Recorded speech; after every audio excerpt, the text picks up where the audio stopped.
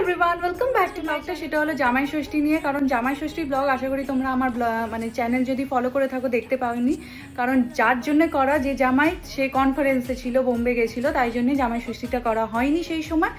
তো তাই জন্য সবার ছুটি সেটা দেখে অনেক ডিলে হয়ে গেল। তো তাও আজকে রবিবারের দিন সব কিছু দেখে আজকে করা হচ্ছে জামাই ষষ্ঠী। তো মা অনেক রকম রান্না করেছে, সেই ভোরে উঠে অনেক কিছু করেছে, সব তোমাদেরকে এই ব্লগেতে দেখাবো কি কি রান্না হয়েছে। খাবারে ছিল 5 রকমের ভাজা, শাক ভাজা, পোস্তর বড়া, বেগুন ভাজা, আলু ভাজা, মাছ ভাজা। এদিকে ছিল মাছের মাথা দিয়ে মুগ ডাল, দই ফুলকপির রোস্ট, চিংড়ি মাছের মালাইকারি, ইলিশ মাছের ঝাল, মাটন, সাথে রয়েছে দই, মিষ্টি, আম আর সব কিছু স্যালাড। খেতে পারবে তো? কঠিন কাজ, চেষ্টা করছি। আচ্ছা, সবকটা খেতে হবে, কারণ জামাই ষষ্ঠীর দিনে তুমি ছিলে না, তাই পেনাল্টির জন্য তোমাকে এবারে সব কটাই শেষ করতে হবে, সব কটা পদই তোমায় শেষ করতে হবে, ঠিক আছে?